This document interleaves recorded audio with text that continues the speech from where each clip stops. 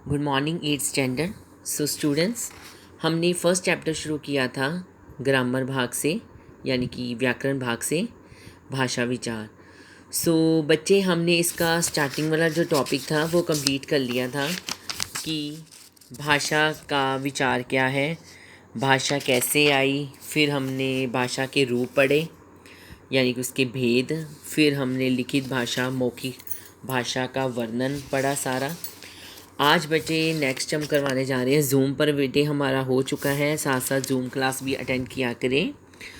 तो ये टॉपिक हमने किया था जूम पर आपका मातृभाषा। क्या था? मातृभाषा। मातृभाषा बेटे वो भाषा होती है जो हम अपनी माँ द्वारा प्राप्त करते हैं। आप सब जानते हैं कि जो बच्चा होता है वो परिवार से सबसे पहले अपनी भाषा सीखता है, अपनी माँ से सीखता है, उसे मातृभाषा कहते हैं।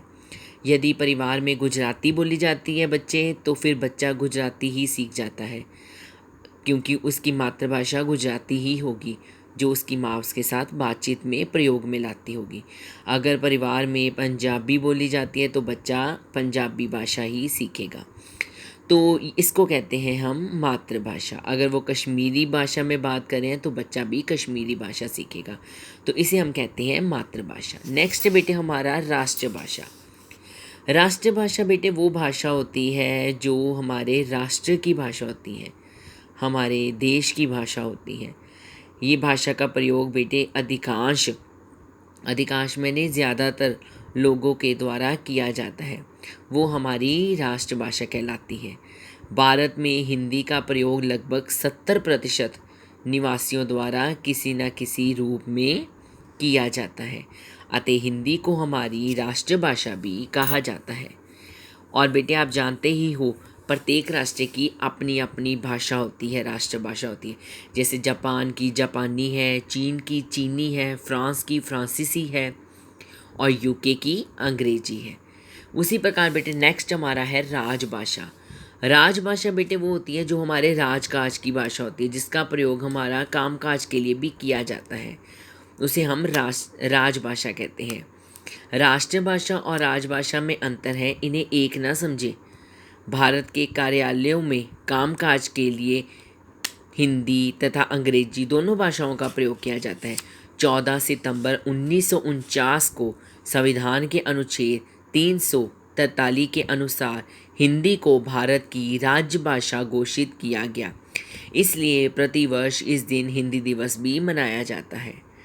ठीक है बच्चे, तो इस बात को अंडरलाइन कर लेना कि 14 सितंबर 1949 को ये सारी लाइन आपने अंडरलाइन करनी है। ओके, तो समझ आया राजभाषा कौन सी होती है।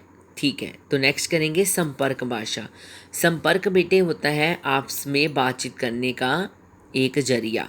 तो एक दूसरे से जब हम भाषा का प्रयोग करते हैं उसे संपर्क भाषा कहते हैं। ये वह भाषा है जिसका प्रयोग देश के निवासी आपस में संपर्क स्थापित करने वक्त करते हैं, वो हमारी संपर्क भाषा कहलाती है। भारत की संपर्क भाषा जो है वो हिंदी है तथा विश्व की संपर्क भाषा अंग्रेजी है।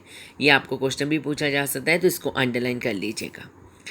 आगे बेटे नेक्स्ट आपका है भारत की मान्यता प्राप्त भाषाएं। भारतीय संविधान में बेटे 22 भाषाओं को मान्यता प्राप्त की गई है, जो हैं हिंदी, असमिया, भांगला, गुजराती, बोडो, डोगरी, कन्नड़, कश्मीरी, कोंकणी, पंजाबी, उर्दू, मैथिली, मलयालम, मणिपुरी, मराठी, नेपाली, ओडिया, संस्कृत, तमिल, तेलुगु, संताली तथा सिंधी। ये ऐसी बेटे 22 भाषाएं हैं जिनको भारत में पूरे देश में मान्यता प्राप्त है, यानी कि ये भाषाएं मान्यत हैं। उसी प्रकार बेटे मानक भाषा आ जाती है। बेटे भाषा जो होती है वो उसकी भी एक प्रक्रिया होती है, उसकी एक रूपता को बनाए रखना कठिन होता है। अब आप देखो, हिंदी भाषा का जो बेटे क्षेत्र है वो काफ़ी बड़ा है, इसलिए इन पर कुछ बोलियों और उपभाषाओं का भी प्रभाव पड़ता रहता है। ऐसी स्थिति में वर्णों में और शब्दों में एक से अधिक रूप प्रचलित हो जाते हैं। कौन सा रूप इसका शुद्ध है एवं कौन सा मानक है बना हुआ है, ये जानने में हमें कई बार कठिनाई का अनुभव भी होता है। इस कारण भाषा में एकरूपता लाने की आवश्यकता पड़ती है। भाषा के जिस रूप को शिक्षित जन द्वारा प्रयुक्त व विद्वानों द्वारा स्वीकृत किया जाता है वे भाषा का मानक रूप कहलाता है। अब बेटे क्या होता है कि एक रूपता, अब कोई भी आप भाषा का प्रयोग करते हो तो उसमें कुछ ऐसे शब्द भी आ जाते हैं जो लोग अपनी तरफ से कुछ बना लेते हैं। तो बेटे फिर कई बार समझ में नहीं आता कि वाकई में वो उस भाषा का ही शब्द है या कोई अलग से है। तो उससे हम क्या आता है, उसका अपमानक रूप भी बन जाता है। जैसे अंत का अंत है, उसका अंतः रूप बन जाता है। संबंध का संबंध बन जाता है। नए का नए बन जाता है। आई का आई बन जाता है। यानी कि वो शब्द वही होते हैं लेकिन उनकी प्रोनंसिएशन में और लिखने में उसके ढंग बदल जाते हैं। आइए मैं कुछ आपको ऐसे ही शब्द से परिचित करवाती हूँ। देखिए, जैसे है द्व, दूध का दूध, ऐसे द्व बन जाता है। अ का ण, ऐसे वाला शब्द बन जाता है। द्व का द्व बन जाता है। झ का ये शब्द बन जाता है जो हम कम प्रयोग करते हैं। अंत का अनत, अंत। संबंध का संबंध, नए नए। ऐसे शब्द बेटे हम लिख लेते हैं लेकिन बोलने में इनका प्रोनंसिएशन में थोड़ा अंतर आ जाता है। ठीक है, अब बेटे कुछ भाषाएं आपको बताती हूँ, इसके बारे में कुछ ज़रूरी चीज़ें जो है आपको बताने वाली। हिंदी भारत की राजभाषा तथा संपर्क भाषा है। इसे भारत की राष्ट्रभाषा भी कहा जाता है। उसके बाद नेक्स्ट है, ये भारत में अनेक राज्यों के निवासियों की मातृभाषा है तथा ये देश की संपर्क भाषा भी है। हिमाचल प्रदेश, उत्तर प्रदेश, उत्तराखंड, हरियाणा, दिल्ली, मध्य प्रदेश, छत्तीसगढ़, बिहार, झारखंड मुख्य हिंदी भाषा प्रदेश हैं जहाँ पर मुख्य रूप से हिंदी भाषा बोली जाती है। हिंदी पूर्णतः वैज्ञानिक भाषा है। इसके उच्चारण व लेखक में एक रूपता है। यानी कि बेटे जैसे हम बोलते हैं वैसे ही लिखते हैं। जैसे मान लीजिए हम बोल रहे हैं रूपाली तो बोलते हैं रूपाली और लिखते भी रक ऊ पक आ लक ई।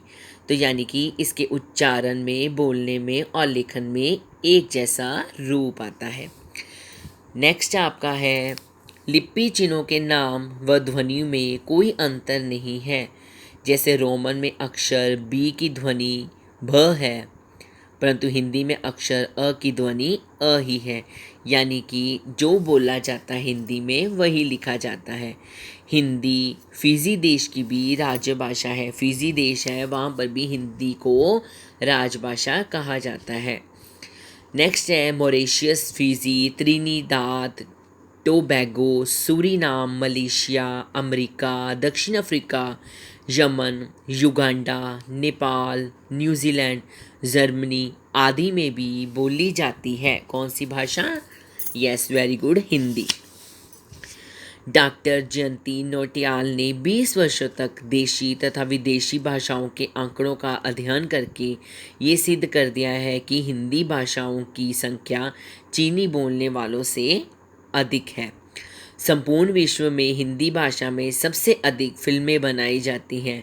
आजकल टीवी चैनलों पर भी समाचार हो, विज्ञापन हो, अन्य कार्यक्रम भी हिंदी भाषा में ही अधिक प्रसारित होते हैं। भारत में सर्वाधिक पत्र पत्रिकाएं व पाठक हिंदी भाषा के हैं। हिंदी का शब्द भंडार 1 करोड़ से भी अधिक है। वह दिन दूर नहीं जब हिंदी विश्व की संपर्क भाषा के रूप में भी प्रयोग की जाएगी। ठीक है बेटे, ये उसके बारे में, हिंदी भाषा के बारे में कुछ इम्पॉर्टेंट तत्व थे। ठीक है बेटे,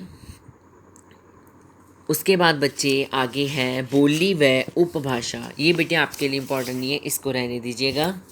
नेक्स्ट आपके हैं बोली व उपभाषा।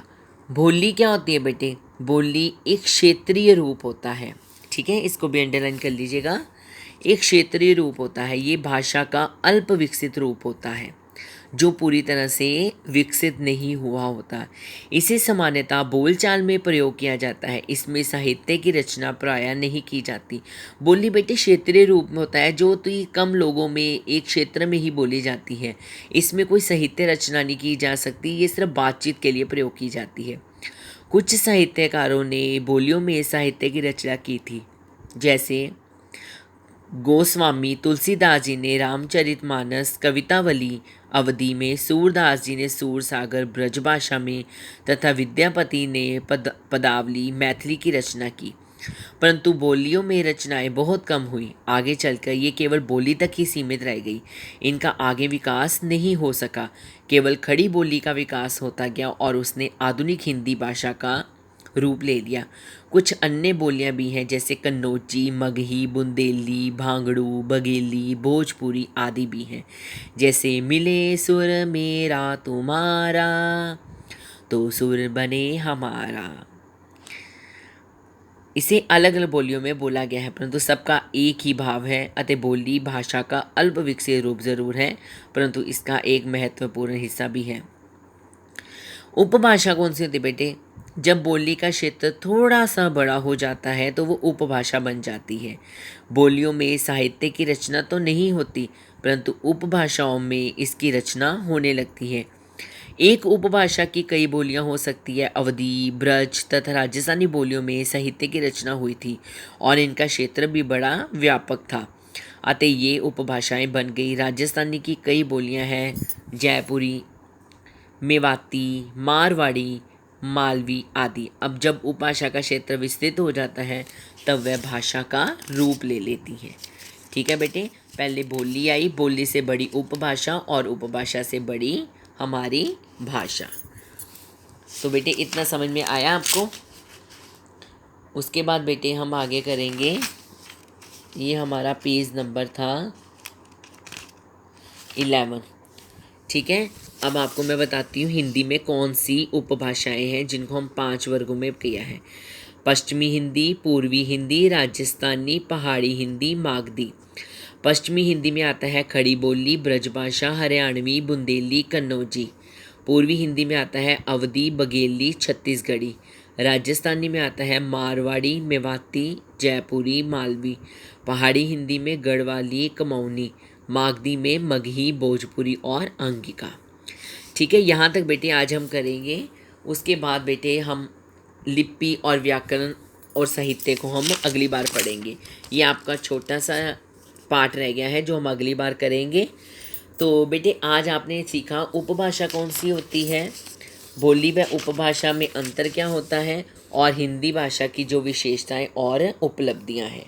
ठीक है, मातृभाषा पढ़ी हमने, राष्ट्रभाषा, राजभाषा, संपर्क भाषा, मान्यता प्राप्त भाषाएं, मानक भाषा। ठीक है बेटे, तो लिपि इसके बाद हम पढ़ेंगे।